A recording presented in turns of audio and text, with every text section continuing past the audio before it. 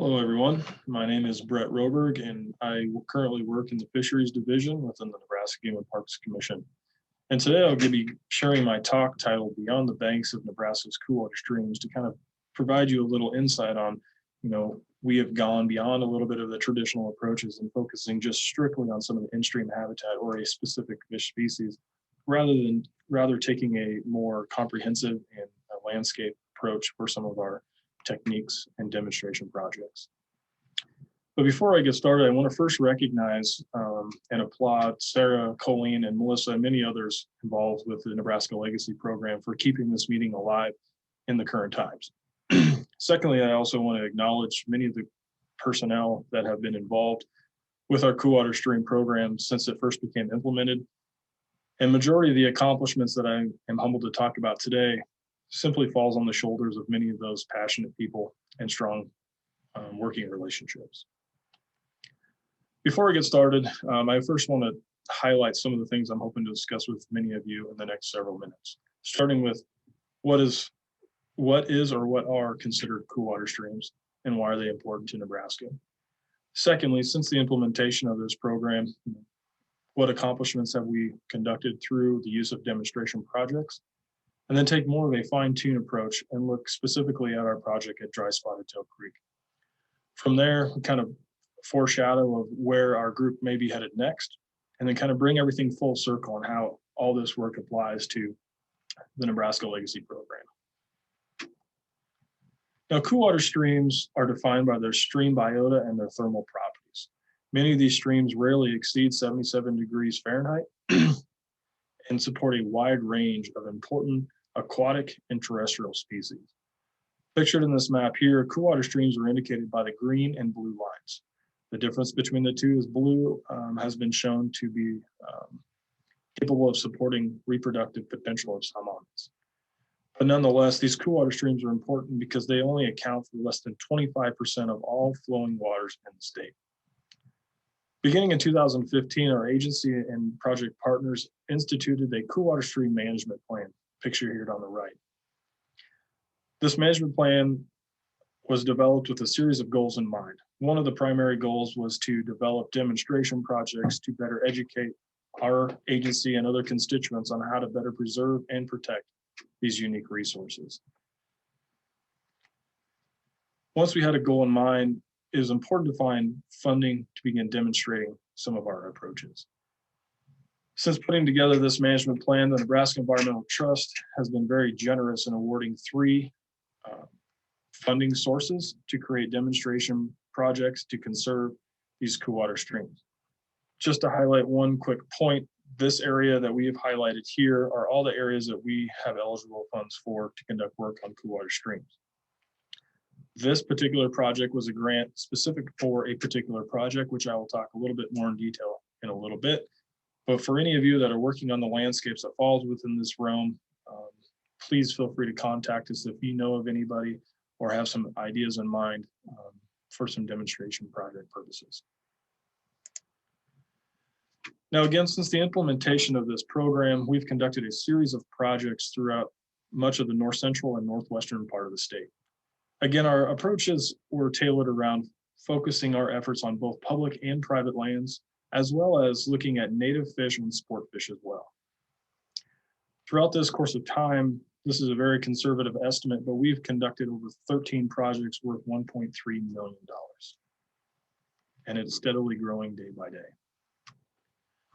In the constraints of time, I'm not able to talk about each individual project, but I kind of want to expand on 6 projects a little bit more in detail.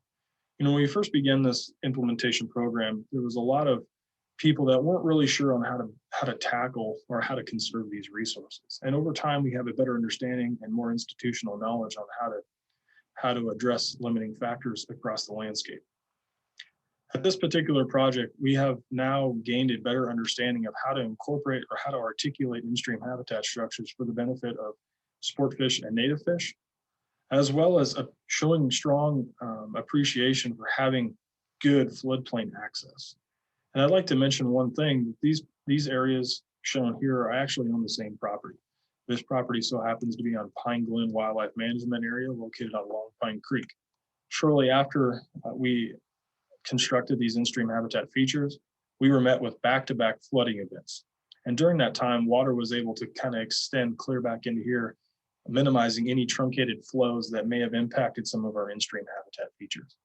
And I'd like to first give kudos to Will Enselman and Kelly Corman for being instrumental in getting these cedar trees off, primarily to increase angling access. But as a complement to our project, it very likely saved having some real major maintenance issues. And we're hoping to expand that knowledge further into other projects throughout the state.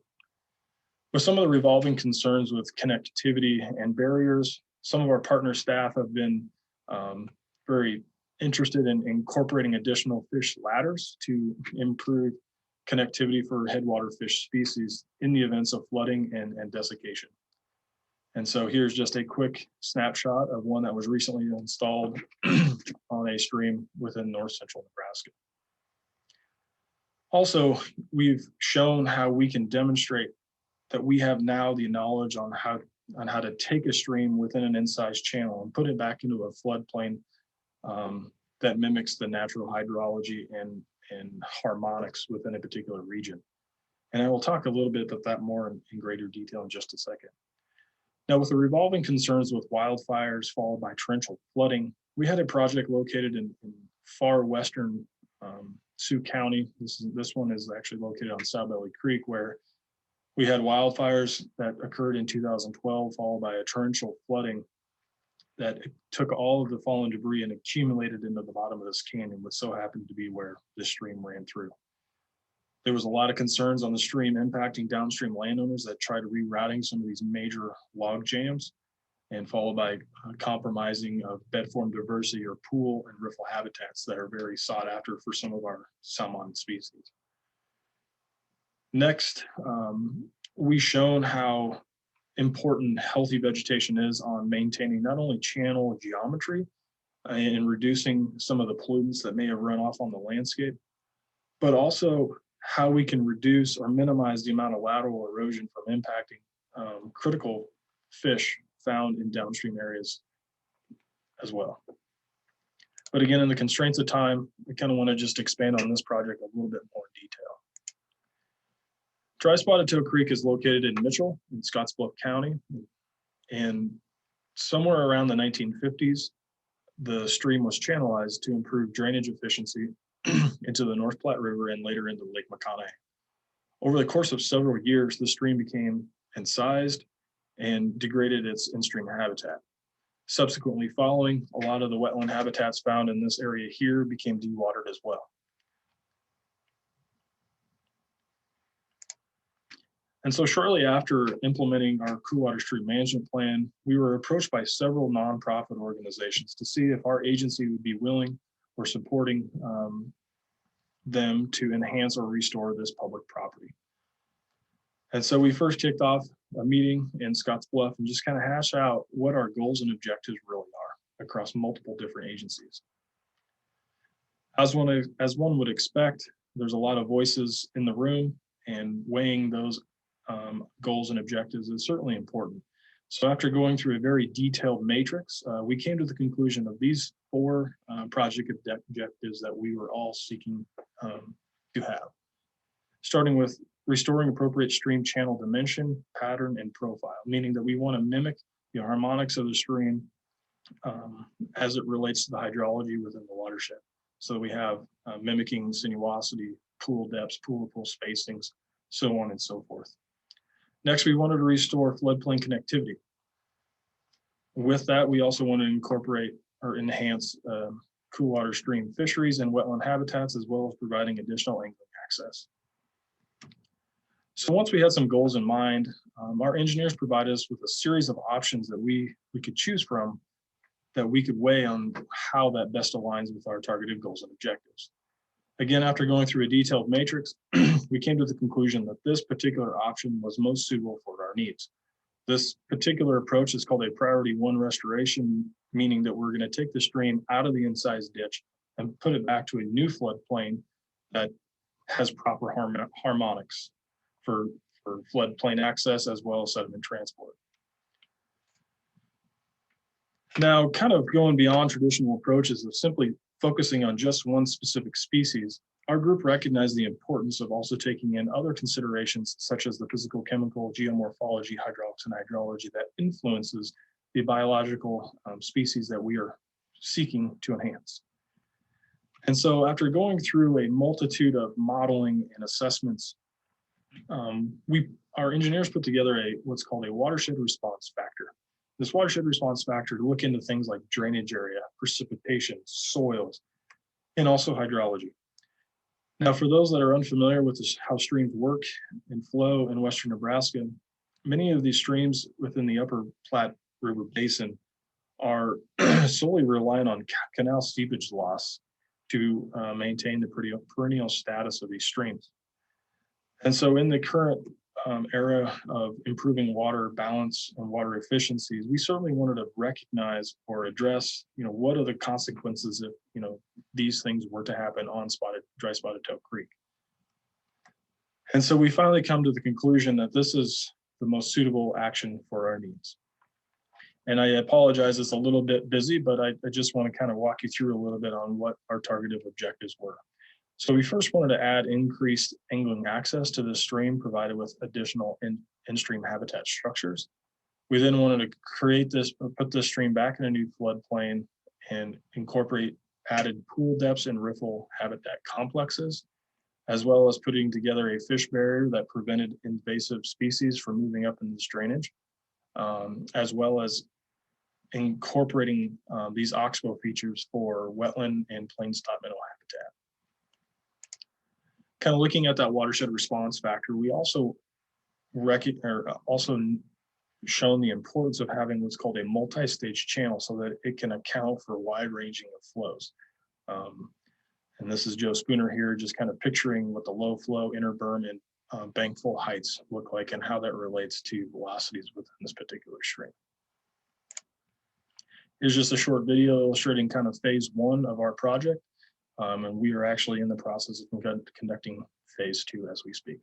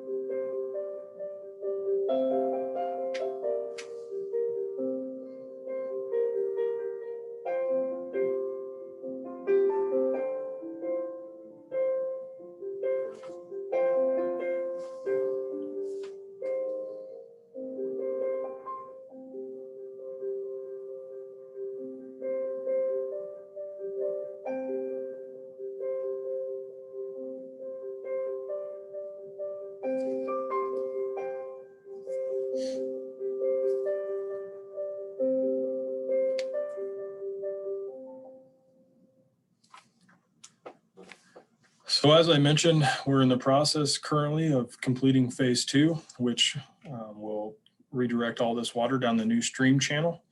We have now finished all these oxbows that Ducks Unlimited have provided, and actually have been able to expand on creating additional wetland habitats than we originally proposed on doing. And secondly, or third, we will be soon conducting these oxbow features starting within the next couple of weeks. So I would encourage you, if you're in the area, to please come check this out. We've also added a variety of habitat structures within this area, huge rocks in the neighborhood of 13 ton each individual boulder that provides additional access that you can fish off as well. Now, kind of looking back at the title of this conference, A Decade of Connections Across the Landscape, I find these pictures to really resonate how strong partnerships and local community support can make these landscape level changes for the benefit of fish, wildlife, and recreation. Now, with the addition of Thad Huneman and his crew, we've been very fortunate in collecting additional data to see what other things that we've changed over the course of time. Here's just a quick preliminary data set that we have compiled on dry spotted tail creek. Again, this is all preliminary. We have not run any specific statistics, but I do want to kind of point out that when we first started this project in 2019, we had 5 species total collected in our designated stream reach. As water began running and diverted in the new channel, we started to see more and more diversity of native fish assemblages. So we went from 5 fish species to over 21 species in just a nick of time. And we are hoping to continue monitoring this moving forward. Now, kind of looking at where we're likely headed next. We have now a approved aquatic habitat proposal for Bordeaux Creek, and in the process of hiring an engineering firm to, again, looking at some of the limiting factors to kind of, again, create this watershed level uplift for fish, wildlife, and recreation. Secondly, we're going to incorporate some additional in-stream habitat structures on South Belly Creek, located north of this village of Harrison. We're going to take a little bit more holistic look at Long Pine, using what we've learned on removing cedar trees in the floodplain, and maybe looking at expanding some of our in-stream habitat structures as just some things that we've kind of thrown around as well. Sandrock Creek, located in Rock County, certainly has its own set of issues, but we're in the process of working with landowners and enrolling them in some equip contracts to look at some grade stabilization or FlexiMax structures to kind of protect the integrity of these headwater regions for the benefit of native at-risk fish species. And again, for those that are working across the landscape and have been in constant communication with landowners who so happen to have land on coolwater streams, we certainly would welcome any ideas or recommendations that you have. So please feel free to contact myself or any other those involved with our coolwater stream group. Now, to kind of bring everything to full circle, I feel strongly that what we've accomplished thus far aligns very, very well with some of the outcomes or targeted objectives that we've kind of looked at within Recovering America's Wildlife Act, specifically tailored to improving habitat for the benefit of fish, wildlife, and the landscape. Secondly, as our Dry Spotted Tail Creek project shows, that project partners help build project strength. There's a lot of institutional knowledge throughout many different agencies. Bringing them all together, I think, helps build a better final product, whether that occurs through the state agencies, federal agencies, private organizations, or even nonprofit. And as the title suggests, looking beyond the banks, don't simply just focus on a specific fish species, rather take more of a comprehensive look and look at some of the landscape or ecosystem influences that may be driving some of these particular fish species or wildlife fish species or wildlife species. Because we could maybe influence not only one species, but a multitude of species for the better good. And lastly, we've talked a little bit about this within our internal coolwater stream group, and a lot of our approaches have been kind of reactive to kind of fix landscape alterations, whether that's environmental or anthropogenic. But I think we want to also recognize those that are being good stewards of the land and putting their names out there for things like the Leopold Conservation Award, or even this particular conference, the Nebraska Legacy Project, because it's certainly a lot cheaper to maintain functioning streams than having to go through the trouble of trying to restore them back to its pristine or natural condition. And another option could be we could incorporate, additional award within the Nebraska Game and Parks Commission on, again, recognizing people that are being good stewards of the land. Now, as the state of Nebraska is 98% privately owned, again, I think this is paramount for us to continue building our program and building relationships with private landowners. I thank you for your time. Again, if anyone wants to speak in further detail about any of our projects or have any other ideas moving forward, please contact me on the information provided on the screen, and I'm happy to talk to anyone in greater detail. Thank you for your time.